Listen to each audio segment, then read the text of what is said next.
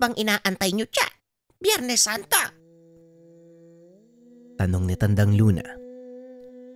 Napatango na lang si Mang Tristan. Kagad na kinalas ang lubid mula sa pantalan. Pinaandar na Tristan ang bangka. Tumulak sila sa biyahe. Tahimik ang tatlo sa loob ng ilang minutong paglalakbay. Nagsalita lang si Tandang Luna nang marating nila ang isla. Mukhang may malaking gulong nangyari dito Hoy, ikaw matanda ka. Anong binabalak mo? Bakit ka nakikialam sa lugar na ito? Tanong ni Tandang Luna. Aba, tignan mo ka naman. Nagsalita ang bata. Para sa kalaman mo, may perwisyo ko para maghukay sa lugar na to. Pero hindi yan ang dahilan kung bakit ko binalikan ng lugar. Siguro naman, nasabi sa'yo ni Ipeng ang totoong dahilan. Wika ni Mang Tristan. Sa totoo lang po Manong, hindi pa kami nakakapag-usap Pero tama po ang sinabi ni Mang Tristan, Tandang Luna. Hindi po ito yung dahilan kung bakit kita sinama sa lugar. Wika ni Ipeng. Tumawa ng malakas si Tandang Luna. Napagtanto nito ang totoong dahilan kung bakit siya pinasama ni Ipeng. Mukhang alam ko na ang dahilan. Nakita nyo rin ba siya? Wika ni Tandang Luna habang bumababa sa bangka. Anong nakakatawa, Luna? Kamunti ka na kaming mamatay dito, tapos pagtatawanan mo kami. Tanong ni Mang Tristan. Bakit? Sino ba kasing nag-utos sa inyo na pumunta sa lugar na to? Nananahimik ang isla. Pilit kang nanggugulo. Ano ba kasing hinahanap nyo dito? Tanong ni Tandang Luna. Nanahimik na lang si Mang Tristan dahil ang totoong dahilan ng pagpunta niya sa lugar ay si Tandang Luna. Ang mabuti pa po, maghanap muna tayo ng masisilungan malayo sa tubig. Paparating na po yung malakas na ulan At saka mukhang malakas din yung hangin. Mauna na po kayo banda doon. Itatali ko lang po ng maayos yung pondo ng bangka. Wika ni Ipeng. Kanya-kanyang lakad naman ng dalawang matanda. Napailing na lang si Ipeng dahil parang mga dalaga at binata kung umasta ang mga ito. Pagbalik ng binata sa dalampasigan, nakakita ito ng dalawang magkahiwalay na siga. Dali-dali nitong nilapitan si Mang Tristan para kausapin. Manong, ano pong nangyari? Bakit ka nandito sa tolda? Mas mabuti siguro kung dun ka sa Yungib Sisilong. Naaamoy ko sa hangin Malakas yung paparating na bagyo. Kaya ako nga inilayo yung bangka sa batuan Siguradong malalakas na alon yung darating. Wika ni Ipeng. Mas mabuti nang nandito ako. Ayoko makisama kay Luna, Baka kung ano pang gawin sa akin yan Nakita mo naman, 'di ba? Galit na galit. Pagpapaliwanag ni Mang Tristan. Ganun lang po talaga magsalita si Tandang Luna. Pero sa totoo lang Manong, mabait po yun. Tara na, bago pa bumagsak yung malakas na ulan Wika ni Ipeng. Napansin ng matanda na unti-unti nang lumalakas ang hangin. Kaya sumunod ito sa sinabi ng binata. Pagdating sa yungib, napatitig ito kay Tandang Luna. Anong problema? Akala ko ba mas komportable ka sa ginawa mong tolda? Bakit ka nandito ngayon? Tanong ni Tandang Luna. Napag-isip-isip ko na tama yung sinabi ni Ipeng. Malakas nga yung bagyo Maaaring hindi kayanin ng tolda. Kaya pasensya ka na kung makikisilong ako dito. Tugon ni Mang Tristan. Ay, bahala ka sa buhay mo. Huwag mo lang akong guguluhin. Muling wika ni Tandang Luna. Naglatag ito ng maliit na banig sa buhangin at nahiga. Nang mga sandaling iyon ay unti-unti nang lumalakas ang hangin. Dinig na dinig ang ugong nito na tila umaalulong na lobo. Nakakabinging katahimikan ang bumalot sa tatlo. Kaya naman gumawa ng paraan si Ipeng upang mabasag ito. Kayo hong dalawa, may tanong lang ako sa inyo ha. Maaari nyo bang sabihin sa akin kung ilang daang taon na yung kuweba na to? Wika ni Ipeng. Napalingon si Mang Tristan dahil isa ito sa kanyang mga espesyalidad bilang isang mananaliksik. Ang kuwebang ito ay tinatayang 200 taong gulang. Batay sa mga larawang nakaguhit dito na maaaring ginawa ng mga sinaunang nanirahan sa lugar. Tugon ni Mang Tristan. Alam ni Ipeng na hindi magpapatalo si Tandang Luna. Bumangon ito at nagsalita. Ang yungib na ito ay eksaktong 250 taong gulang. Nanirahan ng aming tribo sa lugar na ito nung mga panahong hindi pa sinasakop ang ating bansa. Nadatnan nila dito ang iba't ibang pangkat etniko na nakatira sa mismong kuweba. Nagkaroon ng magandang sama ng mga ito. Kaming mga madyaw na natili sa tahanan namin sa tupik. Samantalang ang mga lumad naman nanirahan sa dalampasikan. Namangha si Ipeng sa kwento ng matanda. Napatitig ito kay Mang Tristan na noon ay tumangulang bilang pagsang-ayon sa sinabi ni Tandang Luna. Ang galing ah. Tama yung sinabi ni Tandang Luna. Ngayon ang susunod kong tanong, bakit umalis sa yungib na tong pangkat etnikong nanirahan dito? Muling tanong ni Ipeng. Muling sumagot si Mang Tristan. Dahil sa kakulangan sa pagkain, pinili nilang lumipat sa bandang loob ng kagubatan at doon mas pinalaki ang kanilang pamayanan. Kalaunan ay tinawag silang lumad. Wika ni Mang Tristan. Muli na namang nagsalita si Tandang Luna. Yan ang hirap sa inyong mga sayantipiko. Puro kayo tsorya. Wala namang kayong pruweba. Umalis ang mga lumad sa islang ito dahil sa banta ng panganib ng mga nilalang. Maliban sa mamabangis na hayop na makikita dito sa lugar, ang islang ito ay pinamumugaran ng mga engkanto. Isa-isa silang pinapatay ng mga ito at ginagawang pagkain.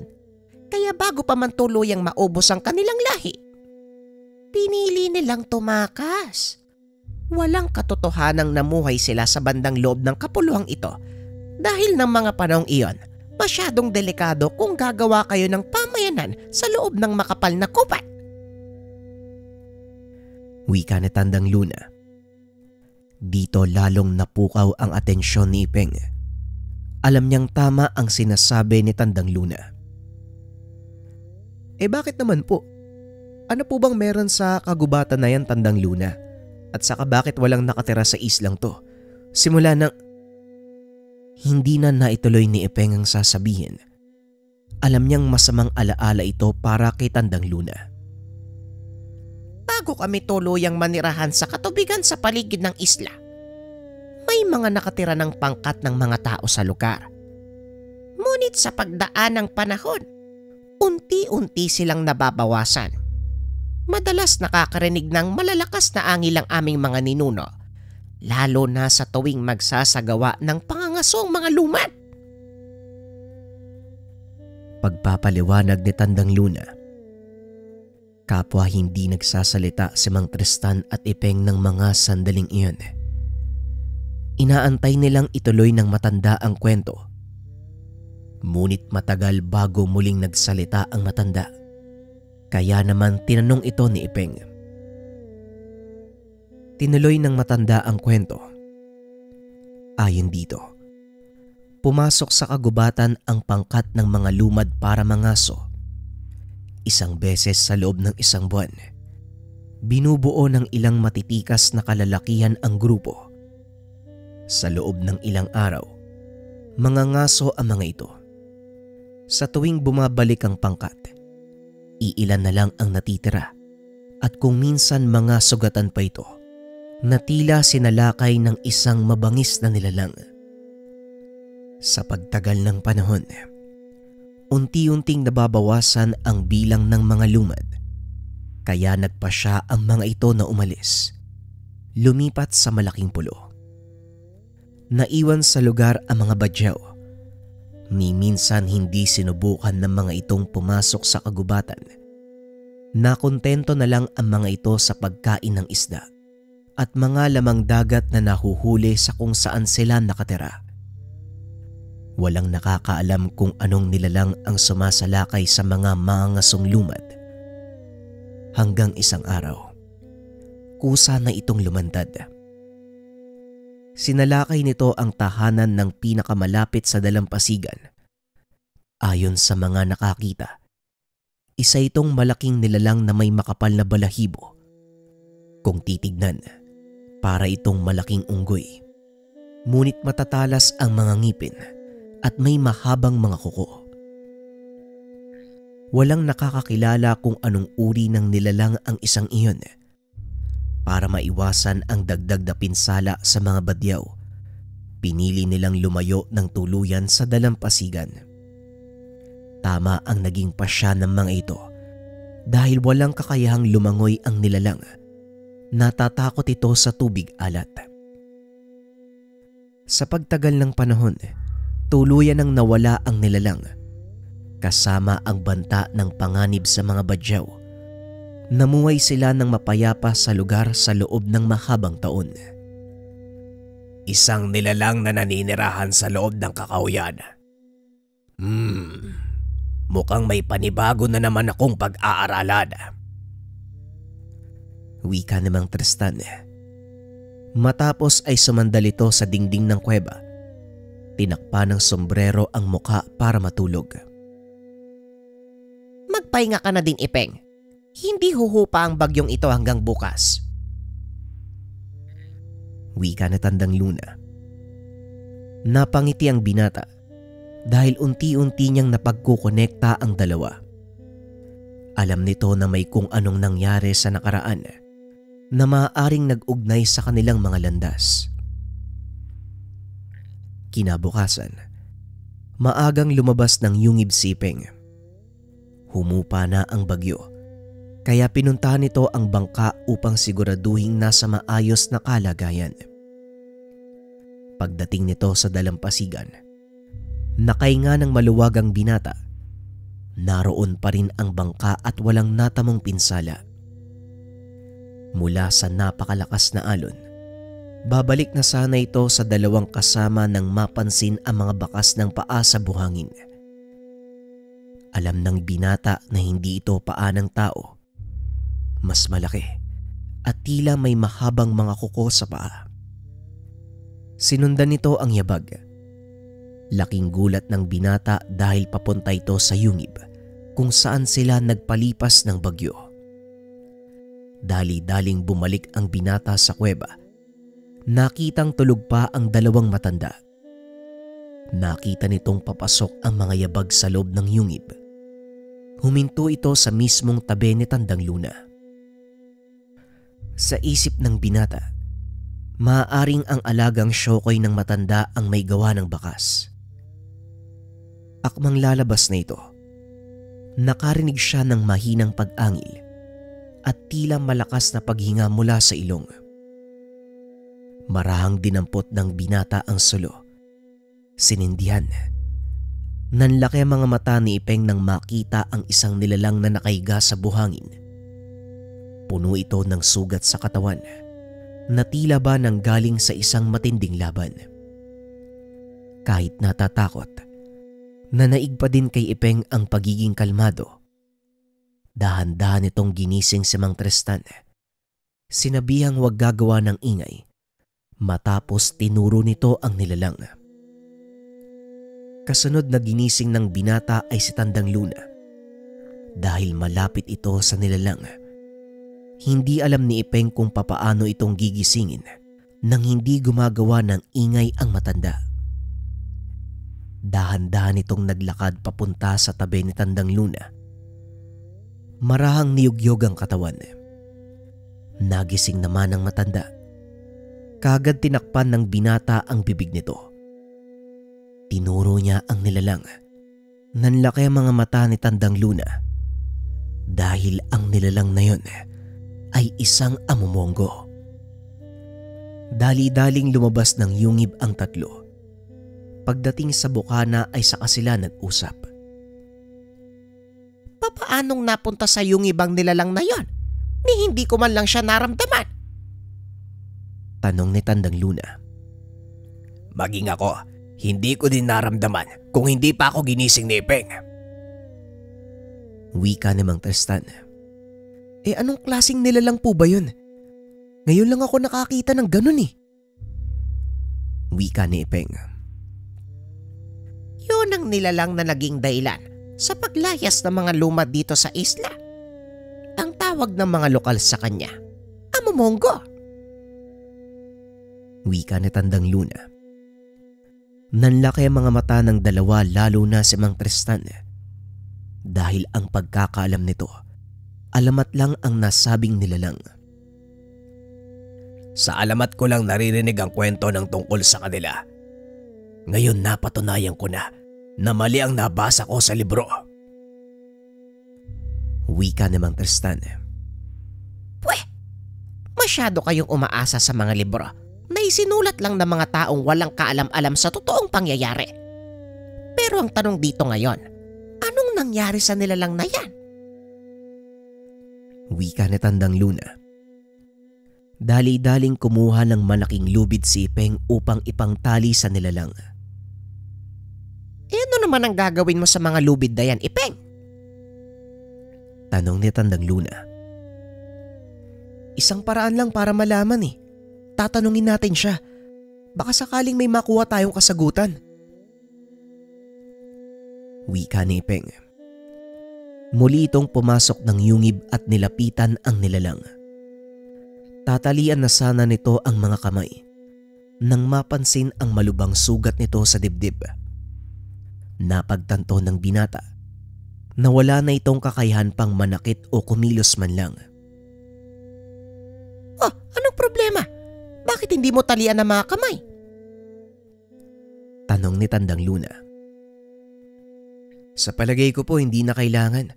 Tignan niyo po yung mga sugat niyo. Wika ni Ipeng. Tama ka. Malubha nga ang isang ito. Pero ang nakakapagtaka, anong uri ng nilalang ang maaaring gumawa nito sa kanya? Muling tanong ni Tandang Luna. Ang mabuti pa antayin na lang natin siya magising. Siguro naman ilang minuto, makakaramdam na yan. Kusang babangon yan. Wika ni Mang Tristan. Ngunit gaya ng inaasahan, sinalungat ito ni Tandang Luna. Aabutin tayo ng siyam-siyam kapag inantay pa nating magising yan. Kati, magpakita ka! Wika ni Tandang Luna. Biglang lumabas sa sisidlan ang alagang Syokoy. Magandang araw, Luna. Anong may paglilingkod ko? Wika ni Kati. Hindi naman nakapagsalita si Mang Tristan dahil sa nakita nito. Ngunit kumalma pa rin si Mang Tristan. Nakikita mo ba ang nilalang na yan? Kaya mo ba siyang gamutin?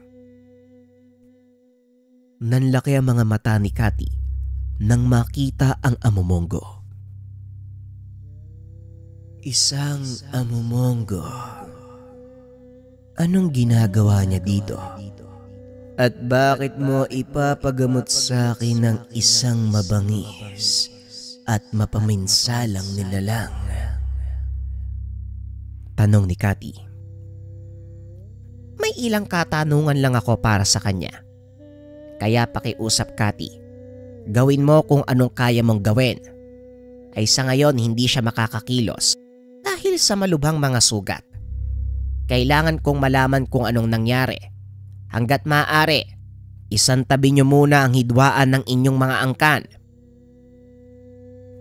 Wika ni Tandang Luna.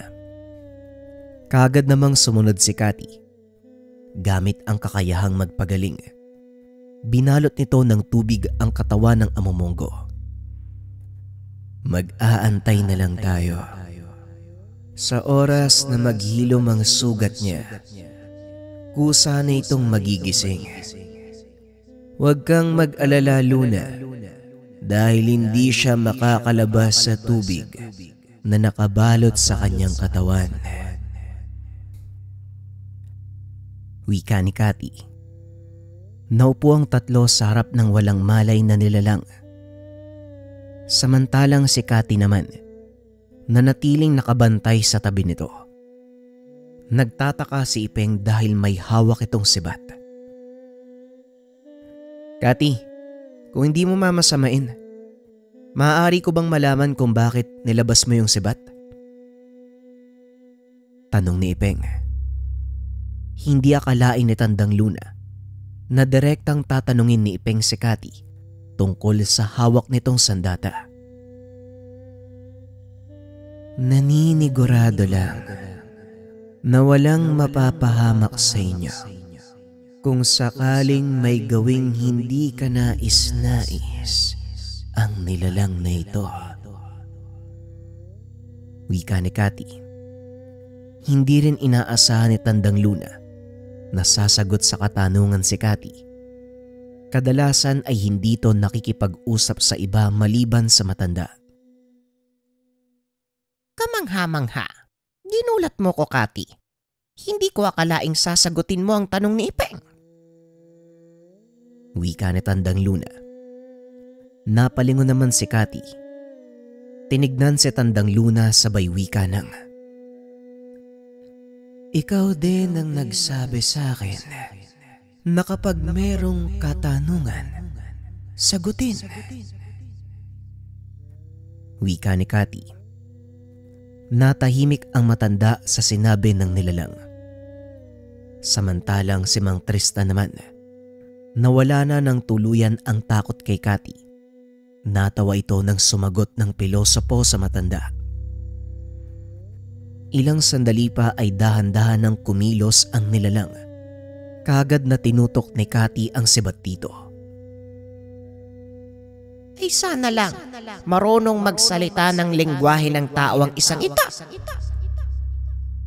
Wika ni Tandang Luna. Unti-unting idinilat ng nilalang ang mga mata nito. Kagaya ng inaasahan ng lahat, sinubukan nitong makawala. Ngunit napakatibay ng ginawang panggapos ni Cathy. Huwag mo nang subukan. Hindi mo magagawang sirain ang ginawa kong panggapos. Hindi pa lubusang magaling ang mga sugat mo. Wika ni Cathy. Huminto sa pagkilos ang nilalang. Napatingin ito kay Cathy. Cathy, ikaw nga ba yan? Salamat at hindi ako nagkamali. Naramdaman ko ang presensya mo sa lugar, kaya hindi ako nagdalawang isip na pumasok. Wika ng nilalang. Ibinaba ni Cathy ang kanyang sibat dahil pamilyar ang boses ng nilalang. Ikaw nga ba yan, Durong? Teka, bakit kayo nandito? Hindi ba matagal nang umalis ang angkan nyo sa lugar na ito? Huwag mo kong linlangin, Amumongo. Wika ni Cathy. Hindi kita nililinlang, kaibigan. Bilang palatandaan, tignan mo ang panyong nakatali sa pako. Wika ng nilalang. Saka pa lang ito napansin nila Ipeng. Dali-daling kinalas ng binata ang panyo. Nang buksan niya ito, tumambad sa kanya ang simbolo ng buntot ng balyena. Kagaya ng sinabi ko sa iyo noon, Ipeng, ang sino mang may hawak ng simbolo na yan ay kakampi. Maliban na lang sa matandang traidor na to. Wika ni Tandang Luna. Napakamot na lang sa ulo si Mang Tristan. Kaagad namang pinakawalan ni Cathy ang Amumongo. Inalalayan itong makaupo ng tuwid. Sabihin mo sa akin kung ano ang nangyari, Durong.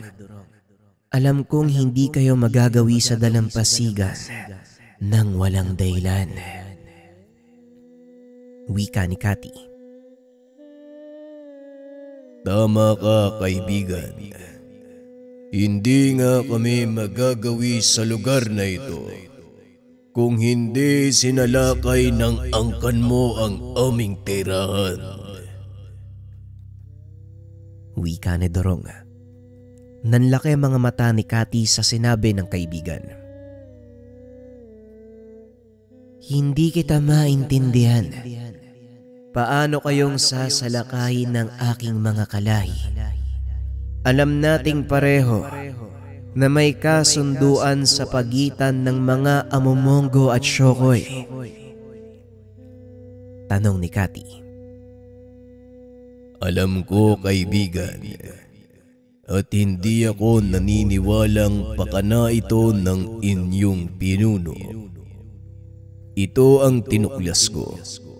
Hindi nga ako nagkamali. Kaso, sa kasamaang palad, nahuli ako habang nagmamatsyag sa kuta ng mga totoong kalaban. Hindi kalayuan sa kinaroroonan natin. Nakahimpilang mga taong sumalakay sa amin. Pagpapaliwanag ni Dorong. Sinasabi ko na nga ba, mga tao nga ang may gawa nito. Kahit kailan talaga, hindi kayo natuto. Ang hilig niyong makialam sa balanse ng mundo. Ayan, tignan niyo ang mga nangyari. Wika ni Tandang Luna habang nakatingin kay Mang Tristan. Teka, sandali lang. Bakit mo sa akin sinisisi yung nangyari? Wala naman akong alam dyan eh. Matagal ko nang kinalimutan na masamang gawain ko. Wika ni Mang Tristan. Sandali lang po mawalang galang na ho sa inyo. Hindi po itong tamang panahon para magbangayan kayo eh. Naharap tayo sa posibleng panganib. Kaya hanggat maaari, ipagpaliban nyo muna kung ano man yung hidwaan na nasa pagitan nyo. Dorong, may katanungan ako. Paano mo nasabing kalahi ni Cathy ang sumugod sa inyo? Tanong ni Ipeng.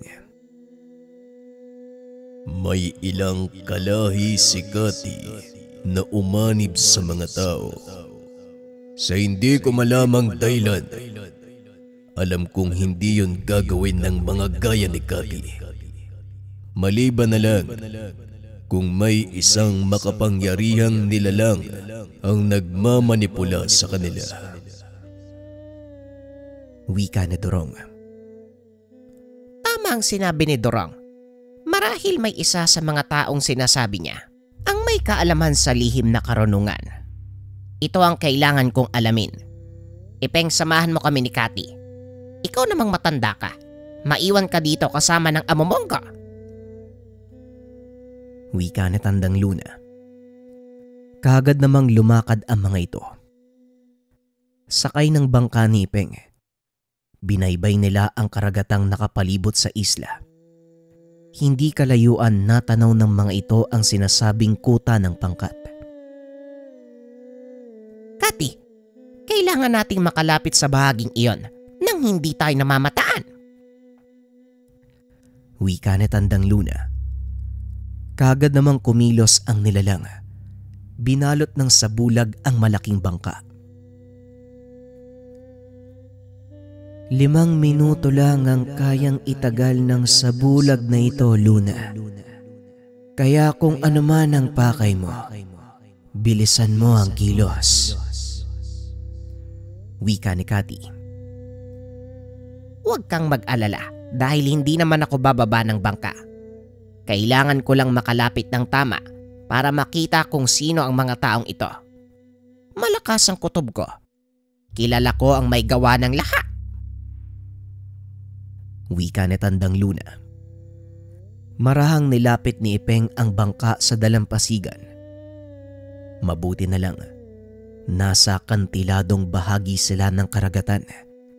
Hindi sumasayad sa mga bahura ang pinakailalim ng bangka. Habang papalapit sa isla, Natanaw ng matanda ang isa sa mga taong nag-uusap. Nanlaki ang mga mata ng matanda dahil kilala nito ang isa sa mga naroon. Sinasabi ko na nga ba? Walang ya talaga tong si Gaspar. Umanda sa akin ang matandang yan. Wika ni Tandang Luna. Gaspar? Sino naman po si Gaspar? Tanong ni Ipeng. Isang kilalang manggagamot. Kilala din siya bilang kolektor ng mga anting-anting at mutya. Kaya pala sumunod sa kanyang mga kalahi mo, Kati. Ngayon alam ko na siya ang pasimuno ng lahat. Hindi ko na to papalampasin. Halika na, Ipeng. Umalis na tayo dito. Kailangan malaman ng amo Mongo ang katotohanan. Wika ni Tandang Luna. Mabilis na pinaandar ni Ipeng ang bangka pabalik sa kinaroroonan nila Mang Tristan. Pagkarating kagad pinaliwanag ni Tandang Luna ang mga nakita. Hindi ko kilala ang taong sinasabi niyo, Tandang Luna. Pero kung siya man ang may gawa ng lahat, nararapat lang na pagbayaran niya ito. Marami sa mga kalahi ko ang napahamak dahil sa kaganapang ito. Nagbabadyang maglunsad ng pag-atake ang natitirang kalahi ko dito sa karagatan. Wika ni Dorong. Ito ang kailangan nating pigilan, kaibigan. Sa oras na manumbalik ang lakas mo, kailangan mong bumalik sa iyong mga kalahi upang sabihin sa kanila ang totoo. Ganon din ang gagawin ko. Kaya Luna, paumanhin kung iiwanan kita sandali. Wika ni Kati, bagay na nauunawaan ni Tandang Luna. Walang problema, kaibigan. Gawin mo ang nararapat. Bilang tao, ako nang bahala sa Gaspar na yon. Wika ni Tandang Luna. Kagad namang umalis ang amo Mongo pabalik sa kanyang tirahan. Ganon din ang ginawa ni Kati. Samantalang si Tandang Luna naman, nagpaiwan kasama si Ipeng at Mang Tristan. Makakatulong ang ilan sa mga tauhan ko, Ipeng. Kailangan nating bumalik sa kabisera para makausap ko sila. Huwag kayong mag-alala. Hindi na sila yung gaya ng mga dati kong tauhan. Mabalasik pa din naman, pero nasa tama na sila.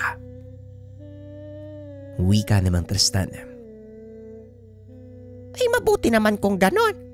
Nang may silbi ang malalaki niyong katawan. Bilisan mo na, Ipeng. Marami pa tayong gagawin. Wika ni Tandang Luna. Mabilis na pinaandar ni Ipeng ang bangka pabalik sa kabisera. Isinagawa ang kanilang mga binabalak. Habang nag-aantay, umuwi sa kanilang tahanan ang binata upang kausapin ang ama tungkol sa kanilang gagawin. Abay, anong kalokohan niyang iniisip mo, Ipeng? Alam mo bang nag-iisa lang ang bangka natin sa isla? Kapag nasira yan, wala na tayong gagamitin pang hanap buhay. Wika ng ama. Alam ko naman po yun, Tay, pero isipin nyo, kung wala po akong gagawin, sa tingin nyo, makakapaghanap buhay pa ba tayo ng maayos? Kailangan ko pong kumilos, Tay. Bahagi na ako ng problemang to eh. Hindi ko na maaaring takasan. Wika ni Ipeng. Ingatan mo ang bangkang yan, Ipeng. Siguraduhin mo lang na may babalik mo yan sa kanyang tahanan ng buo. Wika ni Mang Dudong, sabay talikod. Alam ni Ipeng na ito na lang ang tanging naiwang alaala ng pamilya ni Mang Dudong. Kung hindi nyo na itatanong, ang bangkang ginagamit nila Ipeng sa pangingisda, isang uri ng makalumang gawa. Ang tawag sa mga bangkang ito ay karakoa. Yari sa solidong kahoy ang katawan, mula sa palo hanggang sa dulo.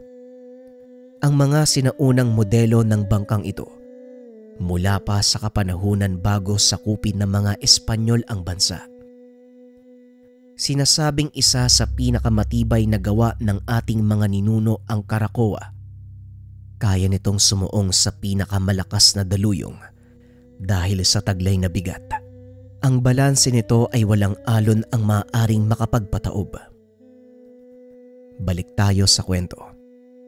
Sinundan ni Ipeng si Mang Dudong para kausapin muli. Tay, alam ko pong nag-aalala kayo. Pero malaki po ang tiwala ko sa ating bangka. Kagaya ng sinabi nyo, nag-iisa lang ang karakowang yan dito sa isla. Dinala ng bangka ang ating mga ninuno papunta dito. At ngayon, kapayapaan naman ang dadalhin niya para sa ating lahat. Wika ni Ipeng. Napangiti ang matanda sa mga sinabi ng anak. Ngayon masasabi kong nasa tamang kamay ang aking bangka. Sige, lumakad ka na. Nag-aantay ang mga kasama. Teka, hindi mo pa pala sinasabi sa akin kung sino mga kasama mo. Wika ni Manong Dudong. Sinatandang Luna po, tay. At saka kung natatandaan niyo po si Mang Tristan, kasama namin yung mga tauhan niya. Wika ni Ipeng. Nanlaki ang mga mata ni Mang Dudong nang marinig ang pangalan ni Tandang Luna. Kung gayon, hayaan niyo akong tumulong sa paghahanda. Mas magaan ang bangka kapag tinanggal natin ang ilan sa mga nakakabit. Sandali lang naman yon. Sumang-ayon naman si Ipeng. Kagad nang sinimulan ang pagbabaklas ng ilang gamit pang isda. Pinalitan din ng matanda ang dalawang katig. Binalik nito ang orihinal na itsura ng karakoa. Ang pinagkaiba nga lang, ang sinaunang modelo ay dilayag at ang kay Manong Dudong naman, dalawa-dalawa ang makina. Ayan, handa na ang bangkang ito. Ngayon, nasa na ang mga kasama mo? Tanong ni Mang Dudong. Ilang sandali lang nagdatingan na si Mang Tristan at kanyang mga tauhan. Tignan mo nga naman. Isang sinaunang karakoa. Ang karakowang pandigba. Sinasabi ko na nga bang may itinatagong bangis itong bangkang ito eh. Unang kita ko pa lang, alam ko na merong kakaiba. Wika na Mang Tristan. Ilang minuto pa ay dumating na si Tandang Luna. Maging ito ay nagulat dahil sa panibagong anyo ng bangka nila Ipeng. Napapangiti ito habang hinahawakan ang dulo ng bangka. Laking gulat ng lahat. Biglang natanggal ang pintura ng bangka. Lumantad ang itim na kahoy. Teka, anong nangyari? Bakit natanggal yung pintura? Anong ginawa mo, Tandang Luna? Tanong ni Ipeng. Binalik ko lang siya sa totoong anyo. Ngayon tignan mo ang pinagkaiba. Halika na. Nga pala, hindi tayo maglalayag gamit ang makina ng bangkang ito. Mas tahimik, mas mabuti. Wika ni Tandang Luna. Tamang-tama, nandito na pala ang kasama mo. Maaari niyo ba akong tulungan? Buhatin natin yung palong panglayag ng bangka. Medyo malaki yung trosong yun eh. Pero hindi naman gaanong mahaba. Wika ni Mang Dudong. Kagad namang sumunod ang mga tauhan ni Mang Tristan. Makalipas ang ilang oras ng pagreretoke sa bangka. Sa wakas natapos din ito. Marami sa mga tagapantalan ang namangha nang makita sa kanilang dalampasigan na isang maalamat na sasakyang pandagat. Hindi ko akalain na makikita ko sa ganyang anyo uli ang ating bangka, Ipeng. Natutuwa ako. Sa pamamagitan mo, muling maisasakatuparan ng karakowang ito ang kanyang misyon. Wika ni Mang Dudong. Sabay hila ng lubid na nakatali sa layagan. Laking gulat ng lahat nang bumuka ang layag. May nakaguhit na isang lalaki na may inaapakang malaking ahas. Lalo akong nasorpresa sa mga nakikita ko. Sinong mag-aakalang buhay pa ang bangkang ito makalipas ang napakahabang panahon? Minsan, hindi ko man lang naisip na ang bangkang sinasakyan ko pala ang pamatay Bakunawa. Wika ni Tandang Luna. Matapos ang nakakamanghang pangyayari, kagad na silang tumulak palayo sa pantalan. Nanibago si Ipeng dahil ito ang unang pagkakataon na magtitimon siya sa isang malaking bangkang dilayag. Naloko na. Hindi ko alam kung paanong timunan ng bangkang to. Tandang Luna, konting tulong naman ho. Wika ni Ipeng. May tradisyon ng mga sinaunang manlalakbay. Hindi pwedeng humawak ng timonel ang isang babae. Pero pwede kitang turuan. Hayaan mong ang hangin ang magdala ng bangka at ang agos ng karagatan ang magsilbi nitong gabay sa pag-usad. Wika ni Tandang Luna. Parang sinasabi niyo na hayaan ko lang magpaanod ang bangka? Paano kung mabahura tayo? Tanong ni Ipeng. Diyan na papasok ang husay mo sa pagtimon. Ngayon sarap ka tumingin. Basahin mo ang galaw ng agos ng tubig. Huwag mo ring aalisin ang paningin sa layag. Dahil kagaya ng sinasabi ko, hangin ang magdadala ng bangka, hindi ikaw. Wika ni Tandang Luna. Nung una hindi maintindihan ng binata ang sinasabi nito. Ngunit kalaunan, nagamay na ng binata ang pagtitimon sa Karakoa. Umihip ang malakas na hangin. Pinuno nito ang layag. Biglang humampas ang alon. Umangat ang dulo ng bangka. Napasigaw si Ipeng sa sobrang tuwa. Nisay nagap. Hindi niya naisip na magkakaroon ng ganitong pagkakataon. Ilang sandali pa narating na nila ang kabilang isla. Ibinaba ni Tandang Luna ang layag. Muli nitong namataan ang mga tauhan ni Gaspar na tila may kung anong hinuhukay sa dalampasigan. Marahang sumadsad sa dalampasigan ang bangka nila Ipeng. Isa-isang nagbabaan ang mga tauhan ni Mang Tristan. Huliin niyo ang lahat ng mga tauhan at sa oras naman laban, patayin niyo. Wika ng matanda. Dito nakilala ni Ipeng si Mang Tristan. Totoo pala ang sinabi ni Tandang Luna. Isa kang ang bandido. Wika ni Ipeng. Napangiti naman ang matanda. Tinanggal ang kanyang salamin. Hindi ako bandido, Ipeng. Isa akong pirata. Kaya tayo na. Marami pa tayong kailangang gawin.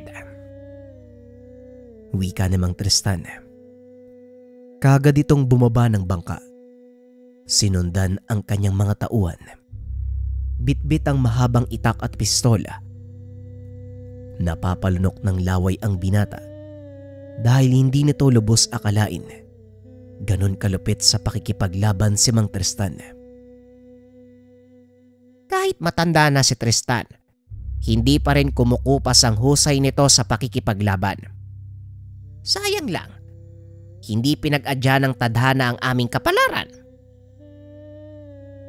Wika ni Tandang Luna. Biglang napalingon si Ipeng sa matanda. Ano po? Ang akala ko, galit po kayo kay Mang Tristan.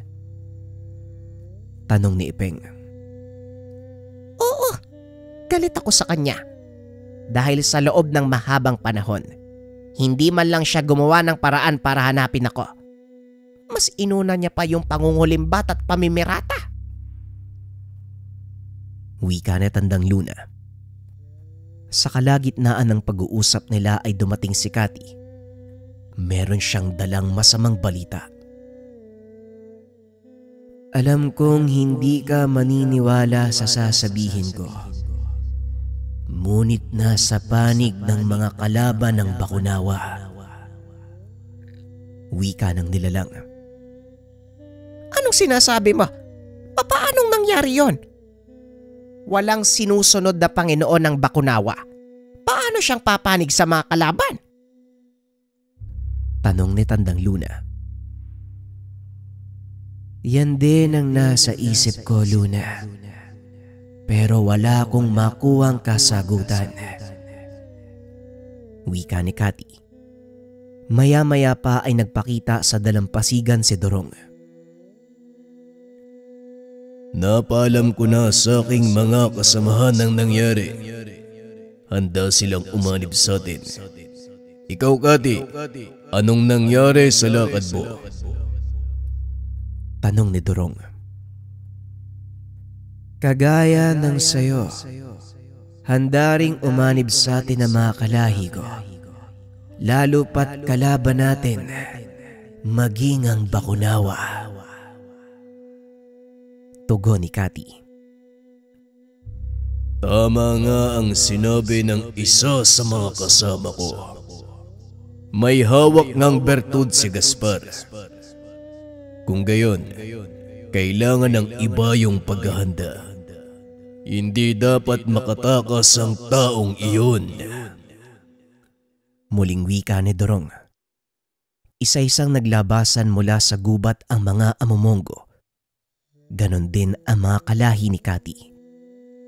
Sama-sama ang mga itong sumugod sa kinaroroonan ni Gaspar. Mara namang naglakad sina Ipeng papunta sa lugar. Nakita nitong nagkakagulo ang lahat. Bumagsak na ang halos kalahati sa mga tauhan ng kalaban.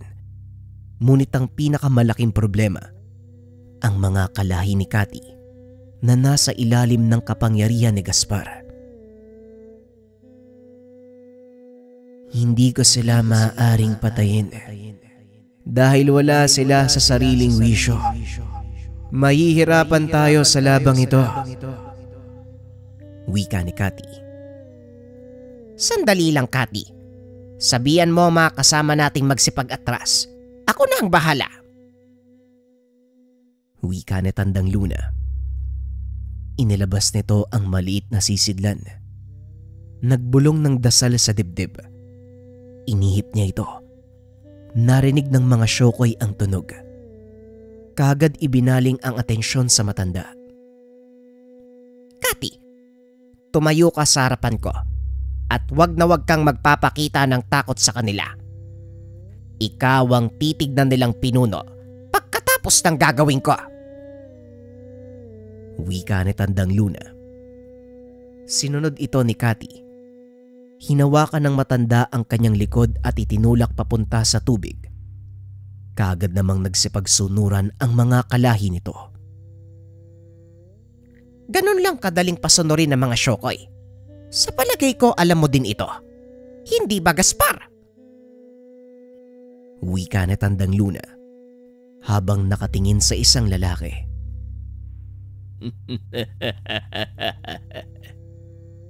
Luna, talagang kahit kailan, hindi ka marunong manahimik. Palagi ka na lang nakaharang sa aking mga plano. Pero pasensya na, sa pagkakataong ito, mukhang magtatagumpay ako. Wika ni Gaspar.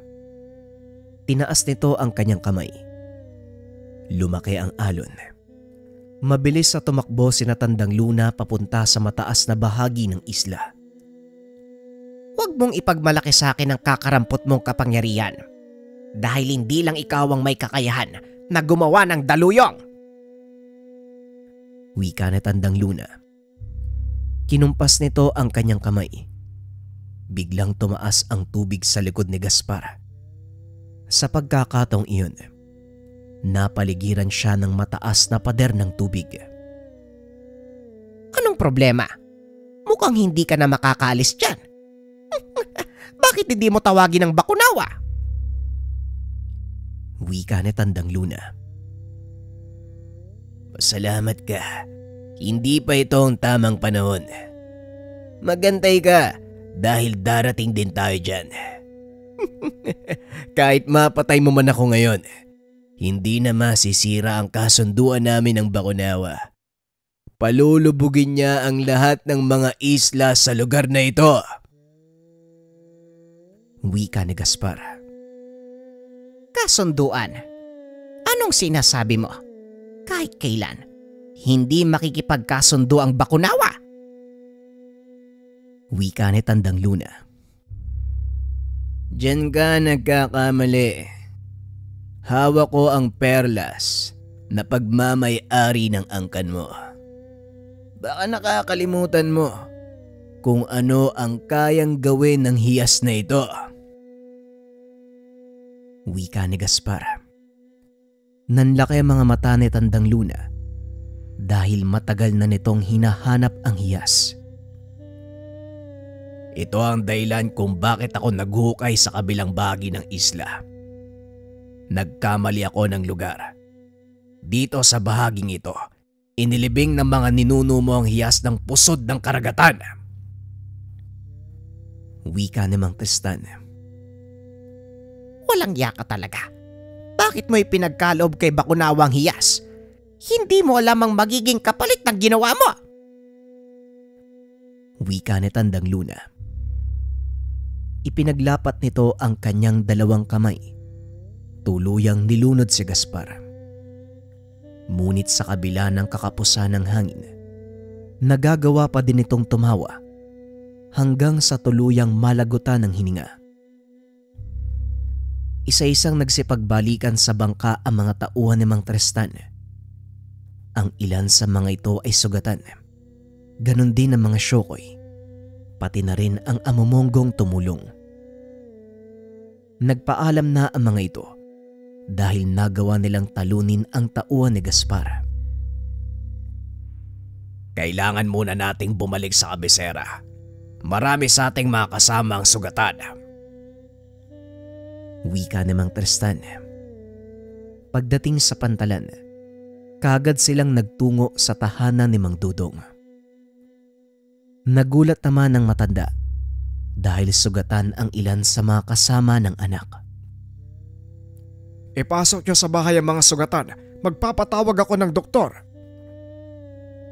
Wika ni Mang Dudong. Hindi na kailangan, Dudong. Ako nang bahala sa mga taong yan. Tugon ni Tandang Luna. Isa-isang inasikaso ang mga sugatan. Habang nanggagamot, tinanong ni Ipeng ang tungkol sa hiyas. Mawalang galang na po, Tandang Luna. Ano po ba yung taglay na kapangyarihan ng hiyas ng pusod ng karagatan? Bakit ganun na lang ang paghahangad ng Bakunawa? Tanong ni Ipeng. Ang hiyas ng pusod ng karagatan, may taglay na kapangyarihan ng 6 na buwan. Sa oras na makuha ni Bakunawa ang hiyas, wala nang makakapigil sa kanya. Maaaring habang nag-uusap tayo, nakikisalamuha na siya sa karamihan bilang tao. Wika ni Tandang Luna. Kung ganun, mas mapanganib pala yung kalaban natin ngayon kaysa sa mga pirata at amumongo? Tanong ni Ipeng. Hindi ito ang oras para panghinaan ka ng loob, Ipeng. Alam kong wala kang kakayahang kagaya sa akin.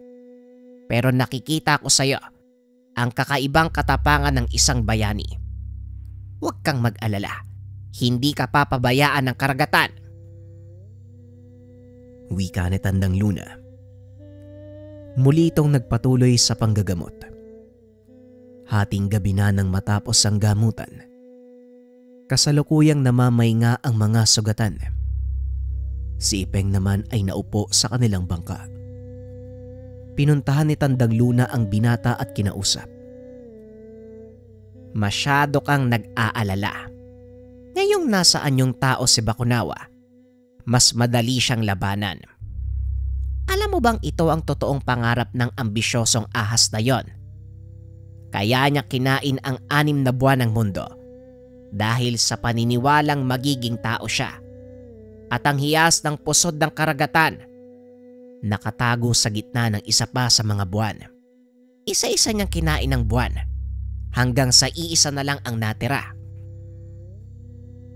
Pagpapaliwanag ni Tandang Luna. Hindi naman po ako nag-aalala tungkol sa labanan. Hindi naman ako natatakot sa kanya eh. Ang nasa isip ko lang po yung mga taong inosente na madadamay. Wika ni Ipeng. Yan ang kailangan nating pagandaan. Pero sa ngayon, magpahinga ka na muna. Wika ni Tandang Luna.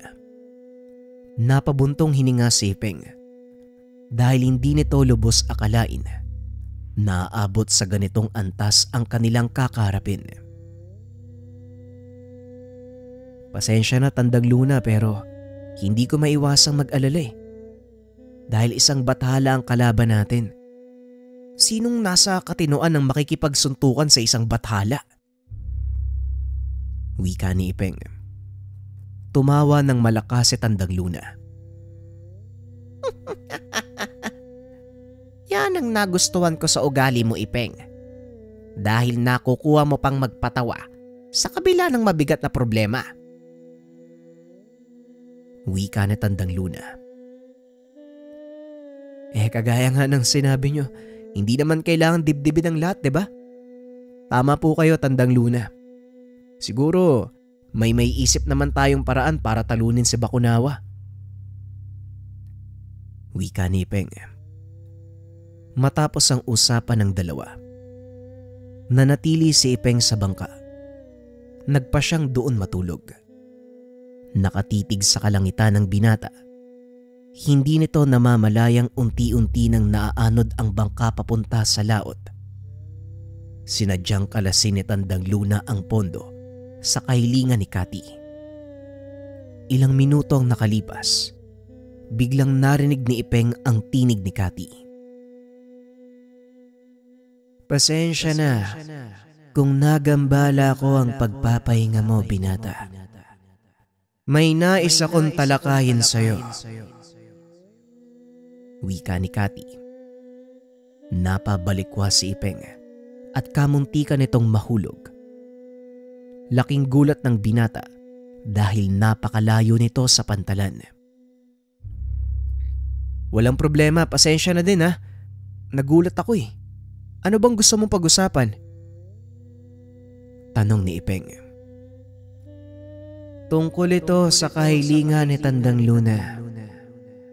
Alam kong hindi ganon kalalim ang pagkakakilala mo sa kanya. Pero malaki ang tiwala sa iyo ng aking Panginoon. Wika ni Cathy. Sabihin mo sa akin, ano bang kahilingan ni Tandang Luna? Tanong ni Ipeng. Ikaw ang napipisil niyang mangangalaga sa sisidlang ito. Hindi na ganon kalakas ang katawan ni Tandang Luna. Anumang oras, babawiin na siya ng may likha. Wika ni Cathy. Huminga ng malalim si Ipeng at muling nagsalita. Alam ko naman yun eh. Nakita ko sa nakaraang laban. Hindi na ganong kalakas ang katawan ni Tandang Luna. Pero hindi din ako sigurado kung karapat dapat ba ako sa ganyang kalaking gampanin. Muling wika ni Ipeng. Hindi ka pipiliin ni Tandang Luna kung alam niyang hindi ka karapat dapat.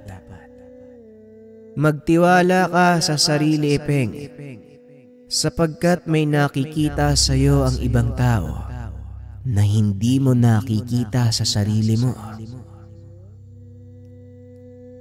Wika ni Cathy. Kaagad itong naglaho sa tubig. Naiwang nakalutang ang sisidlan sa tubig. Dali-dali itong kinuha ng binata. Ibinuka ang layag ng bangka. Sa halip na bumalik sa pantalan, pinili nitong maglayag paikot sa isla. Ano bang iniisip ng matandang yun? Hindi niya ba alam na nuknukan ako ng duwag? Bakit kaya ako yung napili niya? Wika ng binata. Nagpatuloy ang paglalayag ni Ipeng hanggang sa makarating ito sa isang maliit na pulo. Nagpa siya itong bumalik dahil alam niyang hangganan na ito ng kanilang bayan at medyo malayo na rin ang kanyang narating. Hindi nito namalayang mag-uumaga na. Pagdating ng binata sa pantalan, kagad siyang sinalubong ni Mang Dodong. Bilisan mo, Ipeng. Kanina ka pa hinahanap ni Tandang Luna. Dali-daling umuwi ang binata. Nakita nitong nakahiga sa papag ang matanda.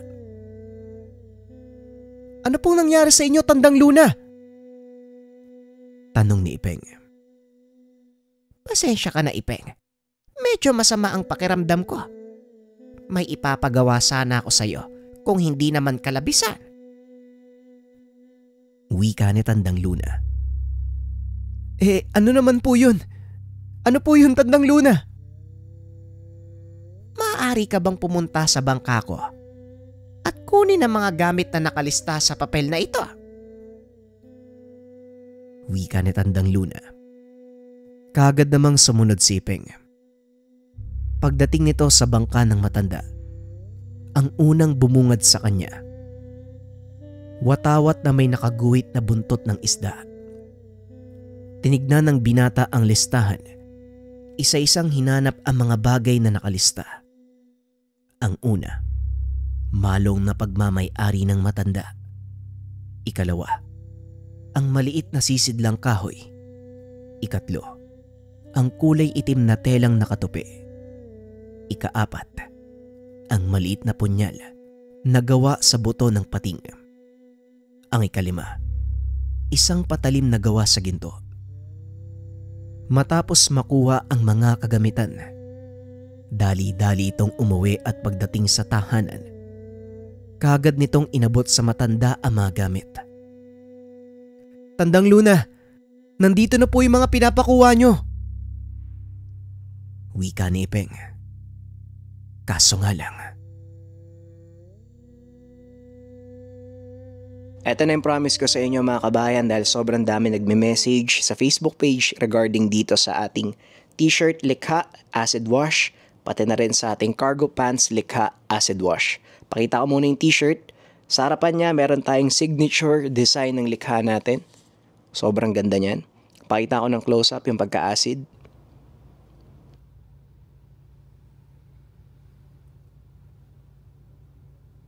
At ito yung catch, pagtalikod yung mga kabayan. Diyan makikita yung sobrang gandang design natin.